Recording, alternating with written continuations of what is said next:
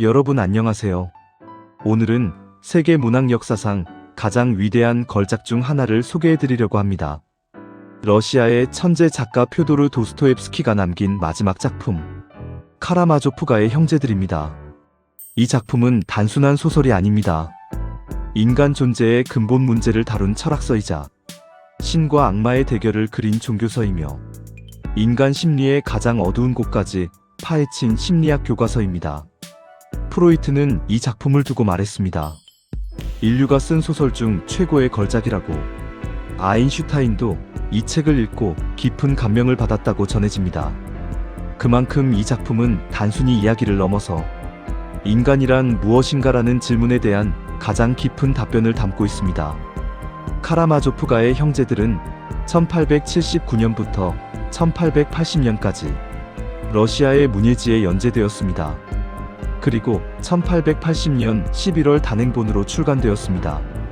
도스토옙스키는 이 작품을 완성한 지 불과 2달 후인 1881년 1월 28일 폐출혈로 세상을 떠났습니다.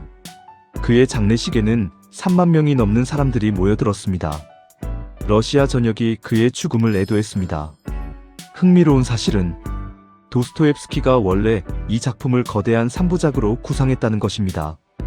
지금 우리가 알고 있는 카라마조프가의 형제들은 사실 그 3부작의 프롤로그에 해당하는 일부였습니다. 도스토옙스키는 2부에서 삼남 알류샤가 주인공이 되어 혁명 세력에 가담하고 급기야 황제를 암살하는 이야기를 쓰려고 했습니다. 그리고 마지막 3부에서 알류샤가 처형당한 후 부활과 구원의 이야기를 다루려 했습니다. 하지만 작가는 일부를 완성한 직후 세상을 떠났고 이 거대한 구상은 영원히 미완으로 남게 되었습니다. 그럼에도 불구하고 현재 남아있는 일부만으로도 이 작품은 완벽한 걸작으로 평가받고 있습니다. 도스토옙스키 자신도 일부 출간 직후 친구에게 보낸 편지에서 이렇게 썼습니다. 나는 이 작품에 내 모든 것을 쏟아부었다. 더 이상 할 말이 없을 정도로 모든 것을 다 말했다. 그럼 이제 본격적으로 이야기 속으로 들어가 보겠습니다. 카라마조프가의 형제들의 무대는 19세기 러시아의 어느 작은 마을입니다. 이곳에 카라마조프 가문이 살고 있습니다. 이 가문의 가장은 퓨도르 파블로비치 카라마조프. 55세의 이 남자는 마을에서 가장 악명 높은 인물입니다. 퓨도르는 젊은 시절 아무것도 가진 것이 없었습니다. 하지만 그는 교활하고 약삭 빠른 성격으로 고리대 금업을 하며 재산을 모았습니다. 그는 가난한 사람들에게 돈을 빌려주고 엄청난 이자를 받아냈습니다. 때로는 사기에 가까운 방법을 써서 남의 재산을 빼앗기도 했습니다. 하지만 퓨도르의 진짜 문제는 돈이 아니라 그의 성격이었습니다. 그는 방탕하고 추잡한 호색한이었습니다. 술을 마시고 여자들과 어울리는 것이 그의 유일한 낙이었습니다. 무책임한 가장이었고 파렴치한 아버지였으며 비열한 인간이었습니다. 퓨도르는 2번 결혼했습니다. 첫 번째 결혼은 젊은 시절이었습니다. 상대는 아델라이다 이바노브나 미우소바, 부유한 귀족 집안의 딸이었습니다. 그녀는 왜 퓨도르 같은 남자와 결혼했을까요? 아마도 젊은 날의 반항심 때문이었을 것입니다. 집안에서 정해준 삶이 싫었던 그녀는 가난하지만 자유분방해 보이는 퓨도르에게 끌렸습니다. 하지만 결혼은 재앙이었습니다. 결혼식이 끝나자마자 퓨도르의 본색이 드러났습니다. 그는 아내의 재산을 마음대로 쓰기 시작했고 술을 마시고 다른 여자들과 놀아났습니다. 아델라이다는 절망했습니다. 그녀는 고집센 성격이었기에 남편에게 맞서 싸웠습니다. 부부싸움이 끊이지 않았고 때로는 물리적인 충돌까지 벌어졌습니다. 결혼 3년 만에 아들 하나를 낳았습니다. 그 아들이 바로 장남 드미트리입니다. 하지만 아델라이다는 더 이상 견딜 수 없었습니다. 아들이 3살이 되던 해 그녀는 집을 나갔습니다. 다른 남자와 정을 통해 도망친 것입니다. 3살짜리 아들은 그대로 집에 버려두고 퓨도르는 아들을 돌보지 않았습니다. 오히려 아내가 도망간 것을 축하하며 더 큰 연회를 열었다고 합니다. 어린 드미트리는 하인들 손에서 자라다가 나중에 친척들에게 맡겨졌습니다. 첫 번째 아내 아델라이다는 도망간 지 몇 년 후 타지에서 죽었다고 합니다. 그로부터 몇 년 후 표도르는 두 번째 결혼을 했습니다. 상대는 소피아 이바노브나 가난한 집안 출신의 순종적인 여인이었습니다. 표도르는 또다시 교활한 방법을 썼습니다. 고아나 다름없이 자란 소피아를 마치 구원자처럼 행세하며 결혼했습니다. 소피아는 표도르의 학대를 묵묵히 견뎠습니다. 싸우지도 않고 도망가지도 않고 그저 참고 또 참았습니다. 그녀는 두 아들을 낳았습니다. 차남 이반과 삼남 알류샤입니다. 하지만 그녀의 인내에도 한계가 있었습니다. 끊임없는 정신적 학대는 결국 그녀의 건강을 무너뜨렸습니다. 두 아들이 어렸을 때 소피아는 히스테리 증세를 보이기 시작했습니다. 그리고 얼마 후 세상을 떠났습니다. 사람들은 수군거렸습니다. 표도르가 아내를 죽인 거나 마찬가지라고. 이렇게 표도르는 세 아들을 얻었습니다. 하지만 그는 단 한 명의 아들도 자기 손으로 키우지 않았습니다. 장남 드미트리는 어머니 쪽 친척들 손에서 자랐습니다. 이 집 저 집으로 떠돌며 사랑받지 못한 채 성장했습니다. 차남 이반과 삼남 알류샤는 어머니의 먼 친척이자 부유한 귀부인이었던 사람이 거두어 키웠습니다. 세 아들은 뿔뿔이 흩어져 자랐고 서로를 잘 알지도 못한 채 성장했습니다. 표도르는 가끔씩 아들들을 떠올리며 이렇게 말했다고 합니다. 아들이 있다는 걸 까맣게 잊고 있었네. 그런 표도르에게 소문이 하나 더 있었습니다. 그의 집에는 스메르자코프라는 이름의 젊은 남자가 요리사 겸 하인으로 일하고 있었습니다. 마을 사람들은 수군거렸습니다. 스메르자코프가 사실은 표도르의 사생아라고. 이야기는 이렇습니다. 마을에 리자베타라는 여인이 살았습니다. 사람들은 그녀를 리자베타 스메르다샤야라고 불렀는데 스메르다샤야는 악취가 난다는 뜻이었습니다. 리자베타는 백치였습니다. 정신이 온전하지 못한 채 마을을 떠돌아다니며 구걸로 살아갔습니다. 어느 여름밤 리자베타가 표도르의 집 정원 목욕탕에서 아이를 낳았습니다. 그리고 출산 직후 죽었습니다. 아이는 살아남았고 마을 사람들이 거두어 키웠다가 나중에 표도르의 집 하인이 되었습니다. 그 아이가 바로 스메르자코프입니다. 표도르는 이 소문을 부인하지도 인정하지도 않았습니다. 그저 스메르자코프를 하인으로 두었을 뿐입니다. 스메르자코프는 간질병을 앓고 있었습니다. 성격은 음울하고 비뚤어져 있었으며 사람들을 경멸하는 눈빛을 가지고 있었습니다. 이렇게 해서 카라마조프 가문에는 3명의 적자와 1명의 사생아, 총 4명의 아들이 있게 되었습니다. 그리고 이들이 성인이 되어 모두 한 마을로 모여들면서 비극이 시작됩니다. 장남 드미트리 피오도로비치 카라마조프, 28살입니다. 그는 군대에서 장교로 복무했습니다. 키가 크고 체격이 좋으며 열정적이고 충동적인 성격입니다. 드미트리는 어려서부터 사랑을 받지 못하고 자랐기에 항상 무언가에 목말라 했습니다. 그는 사랑에도 격렬하게 빠져들고 증오도 격렬하게 표현하는 인물입니다. 절제를 모르고 계획을 세우지 못하며 순간의 감정에 휩쓸리는 사람입니다. 하지만 그에게는 순수한 면도 있습니다. 나쁜 짓을 저지르면서도 양심의 가책을 느끼고 자신의 죄를 뉘우칠 줄 아는 사람입니다. 드미트리는 군대를 제대한 후 아버지 표도르를 찾아왔습니다. 이유는 돈 때문이었습니다. 그는 어머니가 자신에게 유산을 남겼다고 믿고 있었습니다. 하지만 표도르가 그 돈을 관리하면서 제대로 주지 않고 있다고 생각했습니다.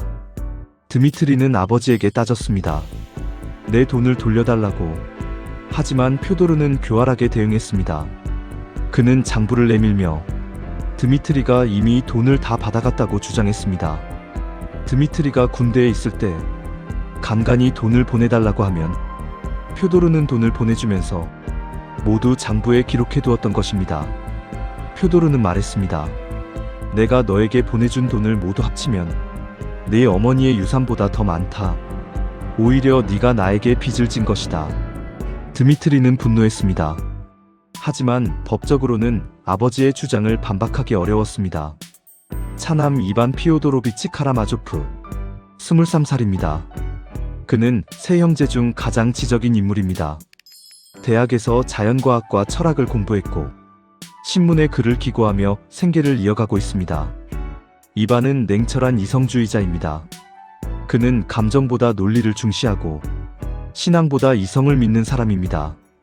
그의 가장 큰 고민은 신의 존재에 관한 것입니다. 이반은 무신론자입니다. 정확히 말하면 신을 믿고 싶지만 믿을 수 없는 사람입니다. 그는 이렇게 주장합니다. 만약 신이 존재한다면 왜 세상에 이렇게 많은 고통이 있는가? 특히 무고한 어린아이들이 고통받는 것을 왜 방치하는가? 이반은 또한 이렇게 생각합니다. 만약 신이 없고 영혼의 불멸이 없다면 모든 것이 허용되는 것 아닌가? 도덕도 법도 결국 인간이 만든 거짓 아닌가? 이런 사상은 위험한 것이었습니다. 왜냐하면 이것은 모든 죄를 정당화할 수 있는 논리였기 때문입니다. 이반 자신도 이 논리의 위험성을 알고 있었습니다. 하지만 그는 이성적으로는 이 논리를 반박할 수 없었습니다. 이반은 아버지 표도르를 경멸했습니다. 하지만 동시에 아버지와 자신이 닮았다는 것을 알고 있었습니다. 둘 다 이성적이고 계산적이며 감정에 휘둘리지 않는다는 점에서 삼남 알렉세이 피오도로비치 카라마조프, 사람들은 그를 애칭으로 알류샤라고 불렀습니다. 20살입니다. 알류샤는 세 형제 중 가장 순수한 영혼을 가진 인물입니다. 그는 어려서부터 남다른 아이였습니다. 다른 아이들이 놀고 싸울 때 알류샤는 혼자 조용히 앉아 생각에 잠기곤 했습니다. 그는 누구에게도 화를 내지 않았고 누구도 미워하지 않았으며 모든 사람을 사랑했습니다. 사람들은 알류샤를 보면 마음이 편안해졌습니다. 그가 있으면 싸움도 멈추고 갈등도 가라앉았습니다. 알류샤는 20살이 되자 수도원에 들어가고 싶다고 했습니다. 그는 마을의 수도원에서 조시마 장로의 제자가 되었습니다. 조시마 장로는 마을 사람들이 가장 존경하는 성자였습니다. 그는 젊은 시절 군인이었다가 어느 순간 깨달음을 얻고 수도승이 되었습니다. 조시마 장로는 알류샤를 매우 아꼈습니다. 그는 알류샤에게 말했습니다. 너는 이곳에 오래 머물 사람이 아니다. 언젠가는 수도원을 떠나 세상으로 나가야 할 것이다. 그곳에서 결혼도 하고 아이도 낳고 고통도 겪으며 살아야 한다. 수도원에서의 고독한 기도보다 세상에서의 사랑이 더 큰 수행이다. 알류샤는 장로의 말을 이해하지 못했지만 순종했습니다. 이렇게 세 형제는 각자 전혀 다른 성격과 가치관을 가지고 있었습니다. 드미트리는 열정과 감정의 사람, 이반은 이성과 회의의 사람, 알류샤는 사랑과 신앙의 사람. 그리고 이 세 사람이 모두 한 마을에 모이면서 운명의 톱니바퀴가 돌아가기 시작합니다.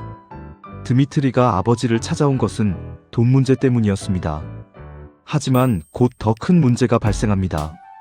그것은 여자 문제였습니다. 드미트리에게는 약혼녀가 있었습니다.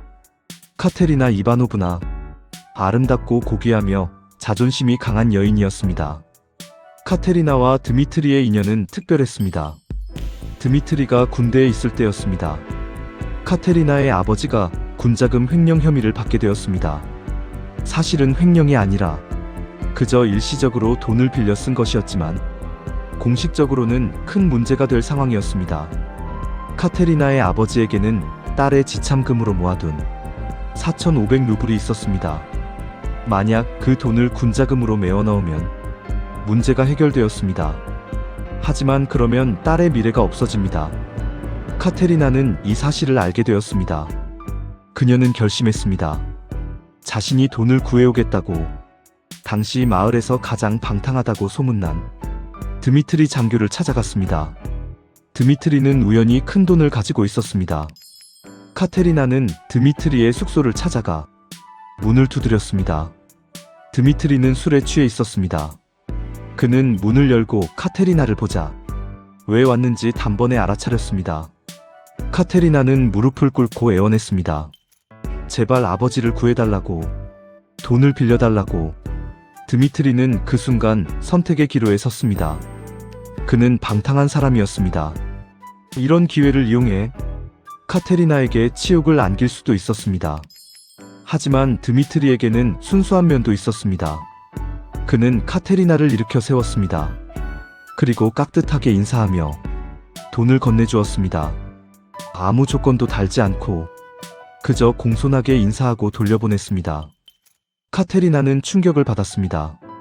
그녀는 방탕하다는 소문과 달리 드미트리가 고귀한 영혼을 가진 사람이라고 생각했습니다. 그녀는 드미트리에게 보답하기로 결심했습니다. 얼마 후 카테리나의 아버지가 세상을 떠났고 카테리나는 모스크바의 부유한 친척에게서 유산을 상속받았습니다. 그녀는 드미트리를 찾아가 돈을 갚았습니다. 그리고 말했습니다. 자신과 결혼해달라고. 드미트리는 카테리나의 아름다움과 고귀함에 반했습니다. 두 사람은 약혼했습니다. 하지만 이 약혼은 처음부터 문제가 있었습니다. 카테리나는 은혜를 갚기 위해 약혼한 것이었습니다. 진정한 사랑이라기보다는 의무감과 자존심 때문이었습니다. 드미트리도 카테리나를 존경하고 감탄했지만 진정으로 사랑했는지는 의문이었습니다. 그리고 운명은 또 다른 여자를 드미트리 앞에 등장시켰습니다. 크루셴카. 본명은 아그라페나 알렉산드로브나. 사람들은 그녀를 애칭으로 크루셴카라고 불렀습니다. 크루셴카는 스물이 갓 넘은 여인이었습니다. 아름다웠고 생기가 넘쳤으며 묘한 매력을 가지고 있었습니다. 그녀에게는 슬픈 과거가 있었습니다. 17살 때 한 장교를 사랑했습니다. 그 남자는 크루셴카와 결혼하겠다고 약속했습니다. 하지만 그는 거짓말쟁이였습니다. 크루셴카를 버리고 다른 여자와 결혼했습니다. 크루셴카는 배신당한 후 세상을 다르게 보기 시작했습니다. 그녀는 부유한 늙은 상인의 후원을 받게 되었습니다. 그 상인은 크루셴카를 작은 집에 살게 해주고 생활비를 대주었습니다. 대신 크루셴카는 때때로 그 상인의 파티에 참석하고 그의 친구들을 접대했습니다. 크루셴카는 독립적이고 자유로운 삶을 살았습니다. 남자들을 가지고 놀 줄 알았고 자신의 매력을 이용할 줄 알았습니다. 하지만 그녀의 마음 깊은 곳에는 여전히 자신을 배신한 그 장교에 대한 미움이 있었습니다. 표도르 카라마조프는 크루셴카를 보고 완전히 빠져들었습니다. 55세의 늙은 호세카는 크루셴카를 자기 집으로 데려오고 싶어 했습니다. 그는 크루셴카에게 3,000 루블을 제안했습니다. 엄청난 거금이었습니다. 크루셴카는 표도르를 좋아하지 않았습니다. 하지만 그 돈은 탐이 났습니다. 그녀는 표도르를 가지고 놀았습니다. 올 듯 말 듯 애태우며 결코 확실한 답을 주지 않았습니다. 표도르는 매일 밤 크루셴카를 기다렸습니다. 창문에는 비밀 신호가 정해져 있었습니다. 크루셴카가 오면 창문을 3번 두드리고 그 다음 2번 더 두드리기로 했습니다. 표도르는 매일 밤 그 신호를 기다리며 잠을 이루지 못했습니다. 그런데 문제가 생겼습니다. 아들 드미트리도 크루셴카를 만나게 된 것입니다. 드미트리는 돈 문제로 아버지와 다투던 중 우연히 크루셴카를 보게 되었습니다. 그는 한눈에 크루셴카에게 빠져들었습니다. 카테리나와의 약혼은 그에게 점점 짐이 되어가고 있었습니다. 카테리나는 너무 고귀하고 완벽해서 드미트리는 그녀 앞에서 숨이 막혔습니다. 그는 자신이 천박하고 부족한 사람이라고 느꼈습니다. 하지만 크루셴카는 달랐습니다. 그녀는 자유롭고 솔직했으며 드미트리와 같은 세계의 사람처럼 느껴졌습니다. 드미트리는 크루셴카를 만나러 다니기 시작했습니다. 크루셴카도 드미트리에게 관심을 보였습니다. 표도르와 달리 드미트리는 젊고 열정적이었습니다. 이제 아버지와 아들이 같은 여자를 두고 경쟁하는 상황이 벌어졌습니다. 마을 사람들은 이 추문을 두고 수군거렸습니다. 상황은 더욱 복잡해졌습니다. 차남 이반도 이 마을로 왔습니다. 이반은 형 드미트리의 약혼녀 카테리나를 만났습니다. 카테리나는 지적이고 교양 있는 여인이었습니다. 이반과 대화가 잘 통했습니다. 두 사람은 자주 만나 철학과 문학에 대해 이야기를 나누었습니다. 이반은 점점 카테리나에게 끌렸습니다. 카테리나도 드미트리가 자신을 배신하고 크루셴카에게 빠져드는 것을 알고 있었습니다. 그녀는 상처받았고 분노했습니다. 이반은 카테리나에게 위로가 되었습니다. 하지만 이반은 자신의 감정을 억눌렀습니다. 형의 약혼녀를 사랑한다는 것은 도덕적으로 문제가 있다고 생각했습니다. 한편 아버지 표도르는 이반을 집에 머물게 했습니다. 표도르는 이반의 지적인 면을 좋아했습니다. 그리고 이반이 집에 있으면 드미트리가 함부로 쳐들어오지 못할 거라고 생각했습니다. 이반은 아버지를 경멸하면서도 당분간 그 집에 머물기로 했습니다. 표도르의 집에는 또 다른 인물이 있었습니다. 바로 스메르자코프입니다. 스메르자코프는 표도르의 집에서 요리사 겸 하인으로 일하고 있었습니다. 그는 24살의 청년이었습니다. 간질병을 앓고 있었고 성격이 음울하고 비뚤어져 있었습니다. 스메르자코프는 사람들을 경멸했습니다. 특히 러시아와 러시아 사람들을 증오했습니다. 그는 프랑스를 동경했습니다. 프랑스 요리를 배웠고 프랑스식 예절을 익혔습니다. 스메르자코프는 이반을 존경했습니다. 이반이 신과 불멸에 대해 회의적인 이야기를 할 때 스메르자코프는 눈을 빛내며 들었습니다. 이반은 가끔 이렇게 말했습니다. 만약 신이 없고 영혼의 불멸이 없다면 모든 것이 허용되는 것 아닌가. 이 말은 스메르자코프의 마음에 깊이 새겨졌습니다. 스메르자코프는 생각했습니다. 만약 정말로 모든 것이 허용된다면 내가 왜 이 추악한 늙은이를 섬겨야 하는가? 스메르자코프는 표도르를 증오했습니다. 자신의 생물학적 아버지일지도 모르는 이 남자를 그는 진심으로 혐오했습니다. 이렇게 카라마조프 가문 주변에는 복잡한 감정들이 얽히고 설켜 있었습니다. 드미트리는 아버지를 증오했습니다. 돈 문제도 있었고 여자 문제도 있었습니다. 그는 여러 사람 앞에서 소리쳤습니다. 저 늙은이를 죽이고 싶다고. 사람들은 이 말을 농담으로 받아들이지 않았습니다. 드미트리의 눈에는 진짜 살기가 서려 있었습니다. 상황이 이렇게 악화되자 알료샤가 나섰습니다. 알료샤는 가족회의를 제안했습니다. 조시마 장로의 암자에서 모두 모여 평화롭게 문제를 해결하자고. 조시마 장로는 마을 사람들이 존경하는 성자였습니다. 그 앞에서라면 모두 체면을 차려 이성적으로 대화할 수 있을 것 같았습니다. 회의 날이 정해졌습니다. 표도르와 드미트리, 이반과 알료샤, 그리고 카테리나의 친척 몇 사람이 참석하기로 했습니다. 하지만 조시마 장로의 암자에서 열린 회의는 재앙이었습니다. 표도르는 처음부터 진지하지 않았습니다. 그는 광대처럼 행동하며 온갖 추잡한 농담을 늘어놓았습니다. 드미트리는 늦게 도착했습니다. 그는 아버지를 보자마자 분노를 참지 못했습니다. 두 사람은 장로 앞에서조차 서로에게 고함을 질렀습니다. 표도르가 소리쳤습니다. 저놈이 내 돈을 빼앗아갔다. 이제 와서 더 달라고 한다. 드미트리가 반박했습니다. 당신이 내 어머니의 유산을 훔쳤다. 그루셴카를 유혹하려고 3,000 루블을 준비했다면서. 표도르의 얼굴이 일그러졌습니다. 어떻게 감히 그루셴카 이야기를 여기서 하느냐? 드미트리가 다가가며 소리쳤습니다. 당신을 죽일 것이다. 기억해 두십시오. 조시마 장로가 말렸지만 소용없었습니다. 드미트리는 방을 박차고 나가버렸습니다. 표도르도 희죽거리며 자리를 떴습니다. 회의는 완전히 실패로 끝났습니다. 알료샤는 절망했습니다. 조시마 장로는 알료샤에게 말했습니다. 곧 끔찍한 일이 일어날 것 같구나. 나는 네가 이 가족을 구하기를 바란다. 하지만 그것이 쉬운 일은 아닐 것이다. 머지않아 나는 이 세상을 떠날 것이다. 그때 너는 수도원을 나가 세상으로 가야 한다. 알료샤는 장로의 말을 이해하지 못했습니다. 며칠 후 조시마 장로가 세상을 떠났습니다. 장로의 죽음은 마을에 큰 충격을 주었습니다.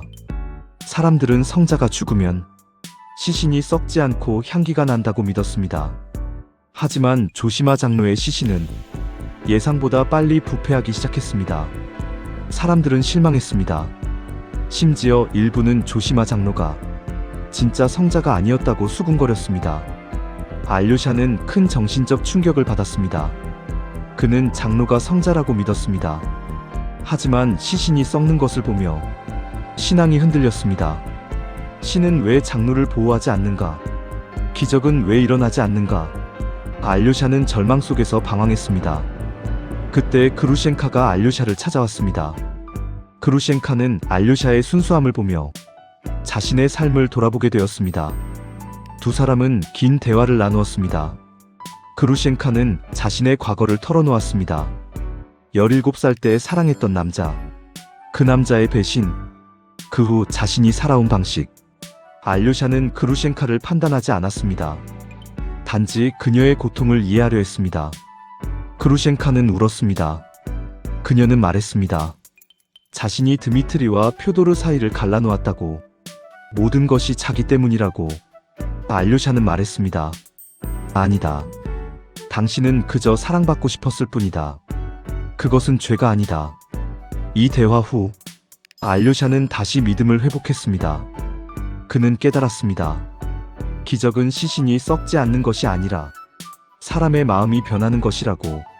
한편 드미트리의 상황은 점점 악화되고 있었습니다. 그는 돈이 절실히 필요했습니다. 카테리나에게 빚이 있었습니다. 전에 카테리나의 아버지를 구하기 위해 드미트리가 빌려준 돈을 카테리나가 나중에 갚았습니다. 하지만 드미트리는 그 돈 전부를 받지 않았습니다. 카테리나가 드미트리를 믿고 친척에게 보내달라며 3,000 루블을 맡긴 것이 있었습니다. 드미트리는 그 돈의 절반인 1,500 루블을 그루셴카를 위해 써버렸습니다.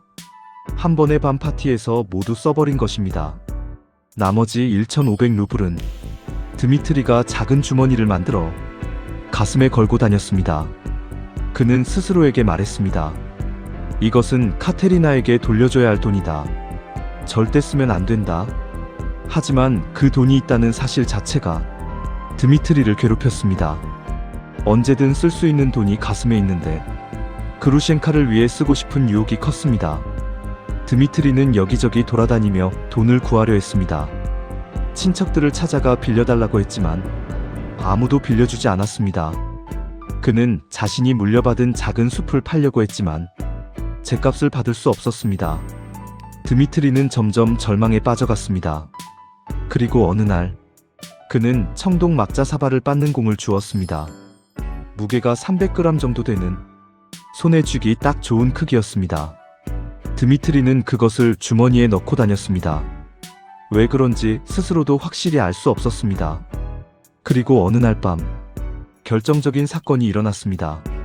드미트리는 그루셴카가 아버지 집으로 간다는 소문을 들었습니다. 질투와 분노로 이성을 잃은 드미트리는 아버지 집으로 달려갔습니다. 그는 담장을 넘어 정원으로 침입했습니다. 표도르의 집은 어두웠습니다. 하지만 아버지의 침실에는 불빛이 보였습니다. 드미트리는 조심스럽게 다가갔습니다. 침실 창문으로 안을 들여다보았습니다. 표도르가 혼자 방에 있었습니다. 잠옷 차림에 슬리퍼를 신고 안절부절 못하며 왔다 갔다 하고 있었습니다. 드미트리는 아버지의 모습을 보며 복잡한 감정에 휩싸였습니다. 그 순간 드미트리의 마음속에서 무언가가 끓어올랐습니다. 증오와 분노, 질투와 절망, 모든 것이 뒤섞였습니다. 그는 주머니에서 청동공을 꺼냈습니다. 무겁고 차가운 감촉이 손에 느껴졌습니다. 바로 그때 누군가가 뒤에서 소리쳤습니다. 그리고리였습니다. 표도르의 오랜 하인이었습니다. 그리고리는 정원에 침입자가 있다는 것을 알아챘습니다. 그는 드미트리를 붙잡으려 했습니다. 드미트리는 황급히 돌아섰습니다. 그리고리가 그의 팔을 붙잡았습니다. 순간적으로 드미트리는 손에 쥐고 있던 청동공을 그리고리의 머리에 내리쳤습니다. 그리고리가 비명도 지르지 못하고 쓰러졌습니다. 드미트리는 공포에 질렸습니다. 자신이 사람을 죽였다고 생각했습니다. 그는 쓰러진 그리고리를 보며 피가 흐르는 것을 확인했습니다. 드미트리는 황급히 도망쳤습니다. 담장을 넘어 마을로 달려갔습니다. 그의 옷에는 피가 묻어 있었습니다. 손에도 피가 묻어 있었습니다. 드미트리는 정신없이 달렸습니다. 그리고 그루셴카를 찾아갔습니다. 그루셴카는 다른 곳에 있었습니다. 마을 밖에 한 여관에 있다는 소식을 들었습니다. 드미트리는 갑자기 돈이 생겼습니다. 가슴에 걸고 다니던 1,500루블을 결국 꺼낸 것입니다. 그는 생각했습니다. 어차피 나는 살인자다. 사람을 죽였다. 이제 카테리나의 돈을 돌려주는 것은 의미가 없다. 그루셴카와 마지막 하룻밤을 보내자. 그리고 내일 자살하자. 드미트리는 술과 음식을 잔뜩 사서 여관으로 갔습니다.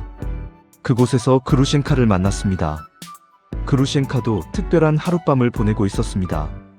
그녀를 배신했던 그 장교가 5년 만에 돌아왔다는 소식을 들었습니다. 그 장교가 그녀를 찾고 있다고 했습니다. 그루셴카는 복수할 기회라고 생각했습니다. 5년 동안 기다린 순간이었습니다. 하지만 막상 그 남자를 만나자 그루셴카의 마음은 변했습니다. 그 남자는 이제 늙고 추한 모습이었습니다. 과거에 젊고 빛나던 모습은 없었습니다. 그루셴카는 깨달았습니다. 자신이 5년 동안 사랑한 것은 환상이었다는 것을. 진짜 사랑은 바로 지금 자신을 진심으로 사랑하는 드미트리라는 것을. 드미트리가 여관에 도착했을 때 그루셴카는 그에게 달려와 말했습니다. 당신을 사랑한다고. 이제 그 장교는 아무것도 아니라고. 드미트리는 너무 기뻤습니다. 그리고 동시에 너무 슬펐습니다. 사랑하는 여자를 얻었지만 자신은 살인자가 되었으니까요. 두 사람은 여관에서 큰 잔치를 벌였습니다. 술을 마시고 노래하고 춤을 추었습니다. 마치 세상의 마지막 밤처럼 모든 것을 불태우듯이 즐겼습니다. 드미트리는 계속 술을 마셨습니다. 취하고 또 취했습니다. 그의 머릿속에는 온통 혼란스러운 생각뿐이었습니다. 나는 살인자다. 아버지를 죽이지는 않았지만 그리고리를 죽였다. 내일이면 체포될 것이다. 재판을 받을 것이다. 차라리 지금 자살하는 게 낫지 않을까? 하지만 그루셴카를 보면 살고 싶은 마음도 들었습니다. 새벽이 되어가고 있었습니다. 드미트리는 그루셴카 옆에서 잠깐 잠이 들었습니다. 그리고 꿈을 꾸었습니다. 꿈속에서 불탄 마을을 지나가고 있었습니다. 가난한 사람들이 폐허 속에 서 있었습니다. 한 여인이 아기를 안고 있었습니다. 아기가 울고 있었습니다. 드미트리는 누군가에게 물었습니다. 저 아기는 왜 우는가? 왜 사람들은 가난한가? 왜 마을은 불탔는가? 아무도 대답하지 않았습니다. 드미트리는 울기 시작했습니다. 그는 깨달았습니다. 자신이 지금까지 얼마나 이기적으로 살았는지, 다른 사람들의 고통을 생각하지 않았는지. 바로 그때 경찰이 여관에 들이닥쳤습니다. 드미트리는 깜짝 놀라 잠에서 깼습니다. 검사와 경찰이 그를 둘러쌌습니다. 검사가 말했습니다. 드미트리 피오도로비치 카라마조프, 당신을 아버지 표도르 파블로비치 카라마조프 살인 혐의로 체포합니다. 드미트리는 충격을 받았습니다. 아버지가 죽었다고요? 내가 죽인 게 아닙니다. 나는 그리고리를 쳤을 뿐입니다.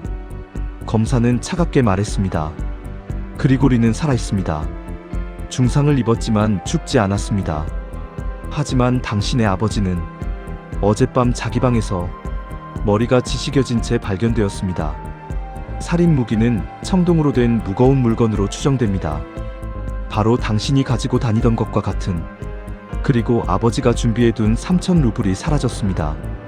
당신이 어젯밤 갑자기 큰 돈이 생겼다는 증언이 있습니다. 드미트리는 절규했습니다. 아닙니다. 나는 아버지를 죽이지 않았습니다. 나는 정원에 갔습니다. 창문으로 아버지를 보았습니다. 그리고 그리고리가 나를 붙잡으려 해서 그를 쳤습니다. 하지만 아버지는 죽이지 않았습니다.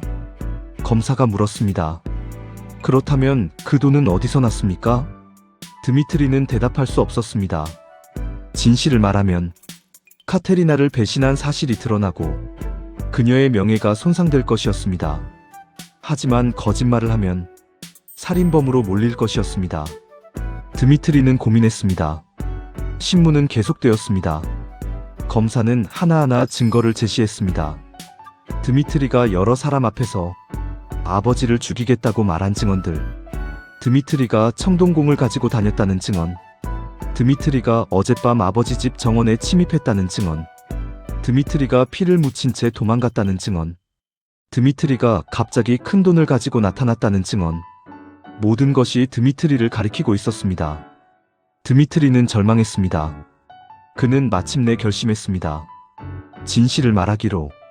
그는 검사에게 털어놓았습니다. 그 돈은 전에 카테리나에게서 맡은 돈입니다. 3,000 루블을 맡았는데 그중 절반을 써버렸습니다. 나머지 1,500 루블을 한 달 넘게 가슴에 걸고 다녔습니다. 어젯밤 그 돈을 꺼내 쓴 것입니다. 하지만 검사는 믿지 않았습니다. 한 달 넘게 돈을 품고 다니면서 한 푼도 쓰지 않았다는 것이 말이 됩니까? 당신은 돈이 절실히 필요했습니다.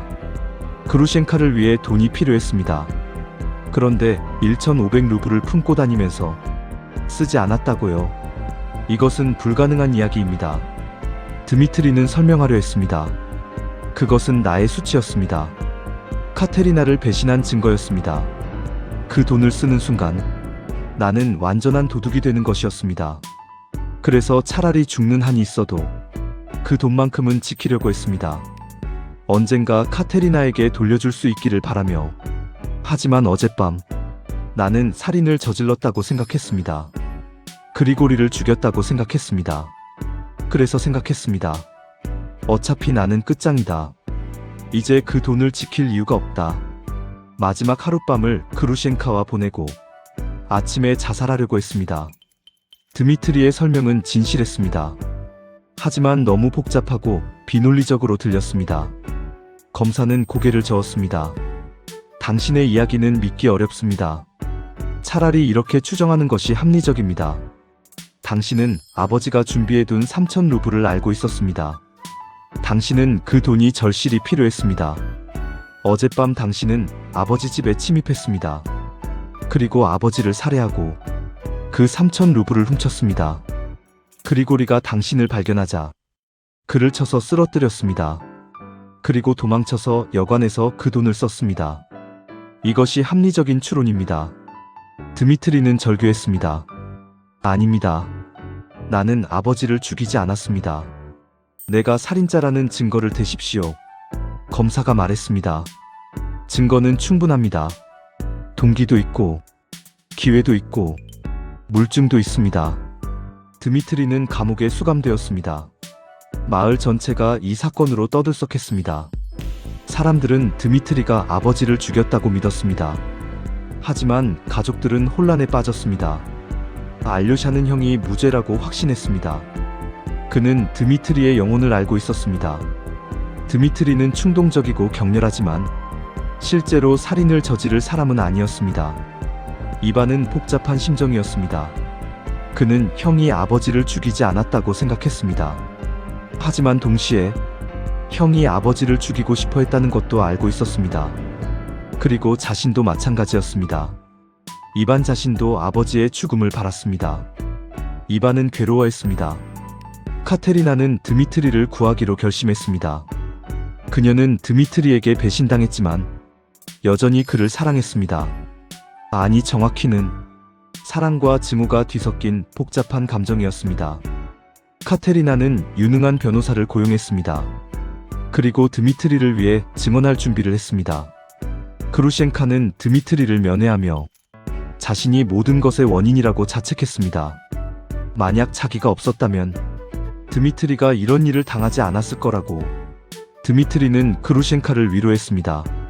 당신 잘못이 아니오. 이 모든 것은 내 잘못이오. 나는 평생 방탕하게 살았어. 이제 그 대가를 치르는 것뿐이오. 며칠이 지나고 이반에게 이상한 일이 생기기 시작했습니다. 그는 스메르자코프를 찾아갔습니다. 스메르자코프는 사건 당일 간질 발작을 일으켜 쓰러졌다고 했습니다. 그래서 아무것도 보지 못했다고 증언했습니다. 이반은 스메르자코프와 대화를 나누며 묘한 느낌을 받았습니다. 스메르자코프가 뭔가 숨기고 있는 것 같았습니다. 이반은 며칠 후 다시 스메르자코프를 찾아갔습니다. 이번에도 두 사람은 긴 대화를 나눴습니다. 스메르자코프는 이상한 말들을 했습니다. 이반 선생님, 선생님께서 말씀하셨지 않습니까? 신이 없고 불멸이 없다면 모든 것이 허용된다고. 이반은 그렇게 말한 적이 있었습니다. 스메르자코프가 계속 말했습니다. 그렇다면 아버지를 죽이는 것도 허용되는 것 아닙니까? 이반은 불편했습니다. 그것은 철학적 논의였을 뿐이라고, 실제로 살인을 정당화하는 말은 아니었다고. 스메르자코프는 웃었습니다. 선생님은 그렇게 말씀하시지만 선생님도 아버지가 죽기를 바라셨지 않습니까? 이반은 부인했습니다. 하지만 마음 깊은 곳에서는 그것이 사실이라는 것을 알고 있었습니다. 며칠 후, 이반은 세 번째로 스메르자코프를 찾아갔습니다. 이번에 스메르자코프는 놀라운 말을 했습니다. 제가 죽였습니다. 제가 퓨도르 파블로비치를 죽였습니다. 이반은 충격을 받았습니다. 스메르자코프가 설명했습니다. 그날 밤, 저는 간질 발작을 가장했습니다. 모든 사람이 제가 쓰러져 있다고 생각했습니다. 드미트리 선생님이 정원에 침입했을 때 저는 모든 것을 지켜보고 있었습니다. 드미트리 선생님이 그리고리를 치고 도망간 것을 확인했습니다. 그리고 저는 아버지의 방으로 들어갔습니다. 아버지는 그루셴카가 왔다고 생각하고 문을 열어주었습니다. 저는 비밀 신호를 알고 있었습니다. 창문을 두드리는 방법을. 아버지가 문을 열자 저는 청동 무게추로 아버지의 머리를 내리쳤습니다. 그리고 3,000 루블이 든 봉투를 가져왔습니다. 이반은 소리쳤습니다. 왜 그런 짓을 했느냐? 스메르자코프가 대답했습니다. 선생님이 가르쳐 주신 대로입니다. 모든 것이 허용된다고. 그리고 선생님도 원하셨지 않습니까? 아버지가 죽기를. 선생님이 사건 전날 모스크바로 떠난 것은 제가 무슨 일을 할지 알면서도 막지 않고 도망친 것 아닙니까? 이반은 경악했습니다. 나는 그런 의도가 아니었다. 하지만 스메르자코프는 웃었습니다. 선생님은 알고 계셨습니다. 제가 무엇을 할지. 그래서 떠나신 겁니다. 선생님도 공범입니다. 스메르자코프는 돈을 꺼냈습니다. 여기 3,000 루블이 있습니다. 우리 둘이 나눠 가지시죠. 이반은 돈을 거부했습니다. 이반은 완전히 혼란에 빠졌습니다.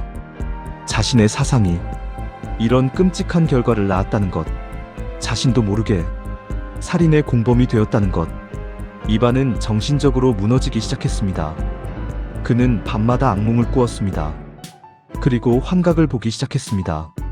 어느 날 밤, 이반의 방에 누군가 나타났습니다. 그것은 악마였습니다. 아니, 정확히는 이반의 마음속에서 나온 환상이었습니다. 악마는 이반과 긴 대화를 나눴습니다. 악마는 말했습니다. 너는 신을 믿고 싶어 하지만 믿을 수 없지. 신이 있다면 왜 이런 고통이 있는가? 하지만 신이 없다면 모든 것이 의미 없지. 너는 도덕을 지키고 싶지만 도덕의 근거를 찾을 수 없지. 너는 형을 구하고 싶지만 너 자신이 공범이라는 것을 알고 있지. 이반은 악마와 논쟁했습니다. 하지만 악마는 이반 자신의 생각이었기에 이길 수 없었습니다. 다음 날, 이반은 스메르자코프를 다시 찾아갔습니다. 스메르자코프가 목을 메어 자살한 것을 발견했습니다. 벽에는 쪽지가 붙어 있었습니다. 나는 퓨도르 파블로비치 카라마조프를 살해했다. 이반 피오도로비치는 무죄다. 이반은 그 쪽지를 가지고 재판정으로 향했습니다. 재판이 시작되었습니다. 마을 사람들이 모두 방청석을 가득 채웠습니다. 검사는 치밀하게 기소했습니다. 드미트리에게는 동기가 있었습니다. 돈 문제, 여자 문제. 드미트리에게는 기회가 있었습니다. 그는 사건 당일 밤 현장에 있었습니다. 드미트리에게는 살인 무기가 있었습니다. 청동공. 드미트리는 여러 사람 앞에서 아버지를 죽이겠다고 말했습니다.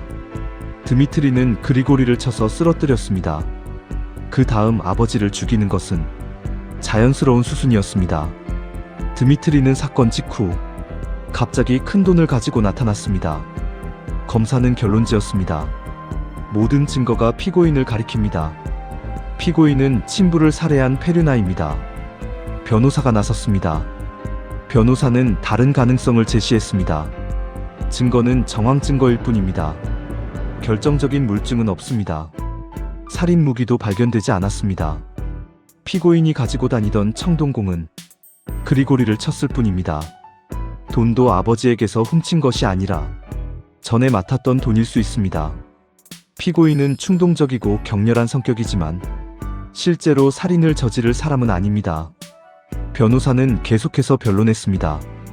만약 피고인이 정말로 아버지를 죽이려 했다면 왜 그리고리만 치고 도망갔습니까? 왜 아버지의 방으로 들어가지 않았습니까? 이것은 피고인이 실제로는 살인을 저지를 수 없었다는 증거입니다. 변호사의 변론은 설득력이 있었습니다. 하지만 검사의 증거도 강력했습니다. 증인들이 차례로 나왔습니다. 그리고리가 증언했습니다. 드미트리가 자신을 쳤다고, 그리고 정원에 침입한 것이 확실하다고 마을 사람들이 증언했습니다. 드미트리가 아버지를 죽이겠다고 여러 번 말한 것을 들었다고 여관 주인이 증언했습니다. 드미트리가 큰 돈을 가지고 와서 술과 음식을 샀다고 모든 증언이 드미트리에게 불리했습니다. 그때 카테리나가 증인으로 나섰습니다. 사람들이 숨을 죽였습니다. 카테리나는 처음에는 드미트리를 변호하려 했습니다. 그녀는 드미트리가 고귀한 영혼을 가진 사람이라고, 결코 살인을 저지를 사람이 아니라고 말했습니다. 하지만 검사가 추궁했습니다. 피고인이 당신에게 맡긴 돈을 횡령한 것은 사실 아닙니까? 피고인이 당신을 배신하고 다른 여자에게 빠진 것은 사실 아닙니까? 카테리나는 고통스러워했습니다. 그녀는 드미트리를 사랑했지만 동시에 배신당한 것에 대한 분노도 있었습니다. 검사가 계속 몰아붙였습니다. 피고인이 당신에게 보낸 편지가 있습니까? 카테리나는 망설였습니다. 그리고 마침내 주머니에서 편지를 꺼냈습니다. 떨리는 손으로 검사에게 건넸습니다. 검사가 편지를 읽었습니다. 카차, 나는 돈이 필요하오. 내일이라도 아버지한테 가서 머리를 부수고 돈을 빼앗을지도 모르오. 만약 내가 아버지를 죽이지 않으면 나를 경멸하시오. 하지만 만약 내가 아버지를 죽이면 나를 멸시하지 마시오. 법정이 술렁거렸습니다. 이것은 결정타였습니다. 드미트리가 미리 계획을 세웠다는 명백한 증거였습니다. 드미트리는 소리쳤습니다. 그것은 술에 취해 쓴 것입니다. 진심이 아니었습니다. 하지만 아무도 믿지 않았습니다. 카테리나는 자리로 돌아가며 눈물을 흘렸습니다. 그녀는 자신이 무슨 짓을 했는지 깨달았습니다. 그때 이반이 증인으로 나섰습니다. 이반은 창백한 얼굴로 증인석에 섰습니다. 그는 스메르자코프의 쪽지를 꺼냈습니다. 나는 새로운 증거를 제시하겠습니다. 진범은 드미트리가 아닙니다. 진범은 스메르자코프입니다. 그가 나에게 자백했습니다. 그리고 이 쪽지를 남기고 자살했습니다. 법정이 소란스러워졌습니다. 판사가 질서를 요구했습니다. 검사가 물었습니다. 스메르자코프는 어디 있습니까? 이반이 대답했습니다. 그는 어제 자살했습니다. 검사가 다시 물었습니다. 당신이 그의 자백을 들었다는 증거가 있습니까? 목격자가 있습니까? 이반은 대답할 수 없었습니다. 목격자는 없었습니다. 단지 자신과 스메르자코프 둘뿐이었습니다. 검사가 말했습니다. 스메르자코프가 자살한 것은 사실입니다. 하지만 그가 진범이라는 증거는 없습니다. 이 쪽지도 위조일 수 있습니다. 이반은 절규했습니다. 아닙니다. 스메르자코프가 진범입니다. 그리고 나도 공범입니다. 내 사상이 그를 살인으로 이끌었습니다. 나는 알고 있었습니다. 그가 무슨 짓을 할지. 하지만 막지 않았습니다. 나는 아버지가 죽기를 바랐습니다. 이반은 점점 더 흥분했습니다. 그는 소리쳤습니다. 신이 없다면 모든 것이 허용됩니다. 나는 그렇게 말했습니다. 스메르자코프는 그것을 믿었습니다. 그래서 살인을 저질렀습니다. 하지만 그것은 거짓입니다. 신이 없어도 모든 것이 허용되지 않습니다. 인간에게는 양심이 있습니다. 죄책감이 있습니다.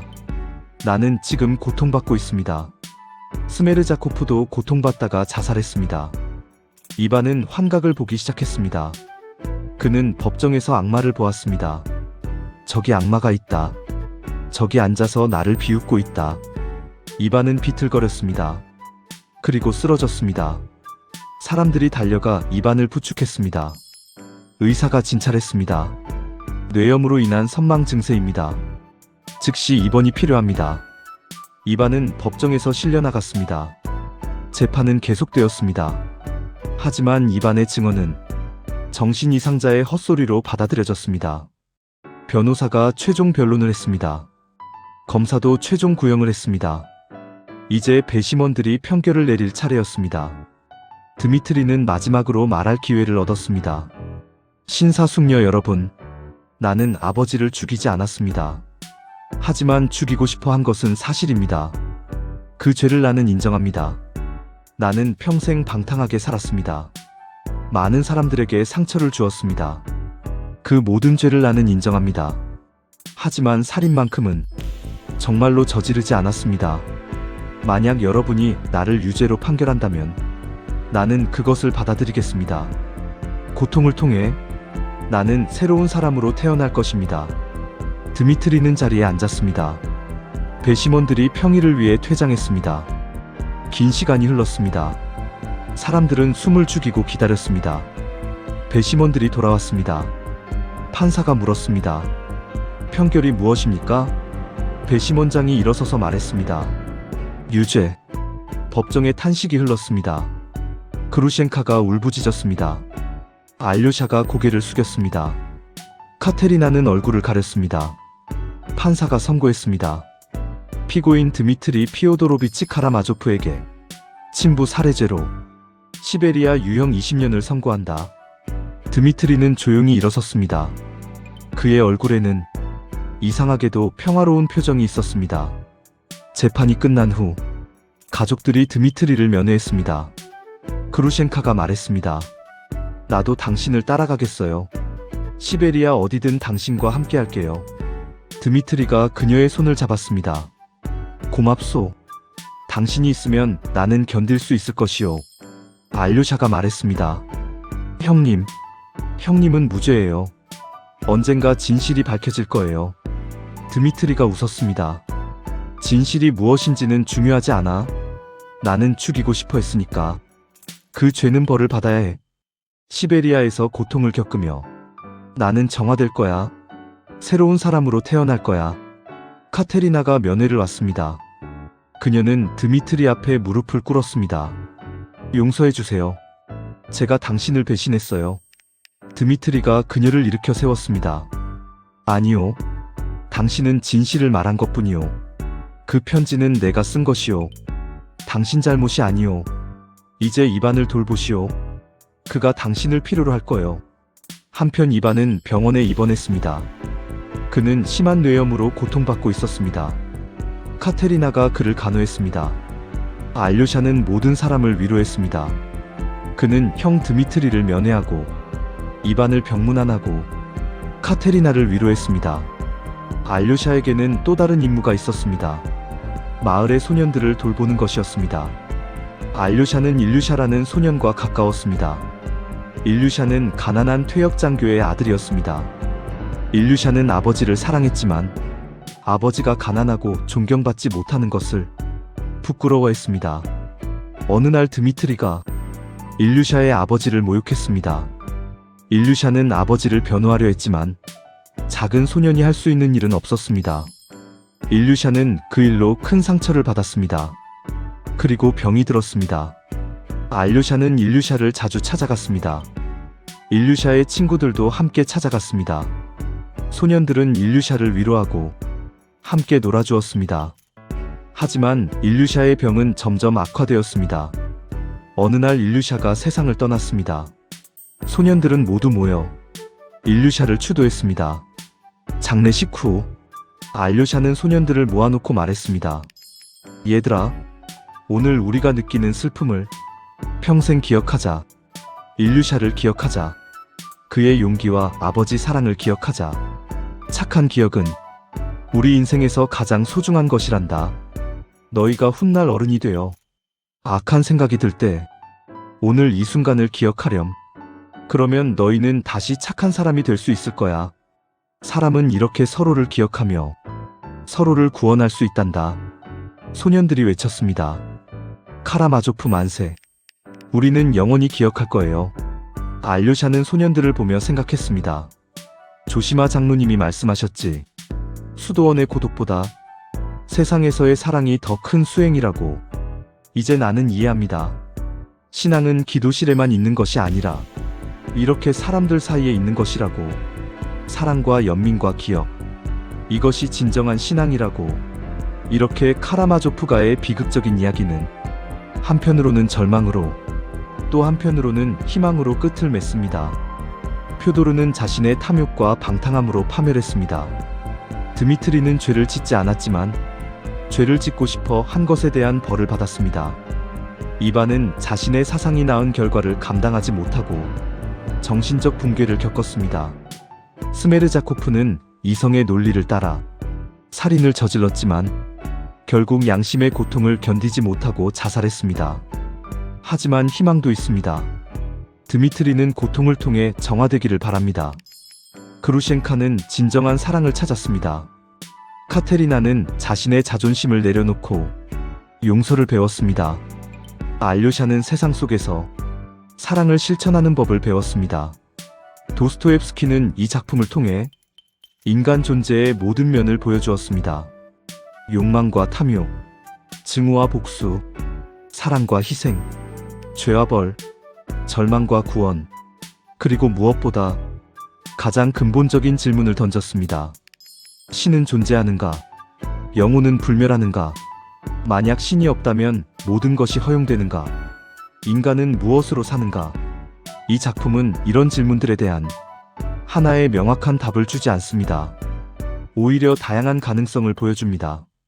이반의 이성, 드미트리의 감정, 알료샤의 사랑. 세 형제는 세 가지 다른 길을 보여줍니다. 그리고 독자는 스스로 선택해야 합니다. 카라마조프가의 형제들. 이것은 단순한 범죄 소설이 아닙니다. 이것은 인간 영혼의 가장 깊은 곳을 탐험하는 여행입니다. 선과 악이 공존하는 인간의 본성을 있는 그대로 보여주는 거울입니다.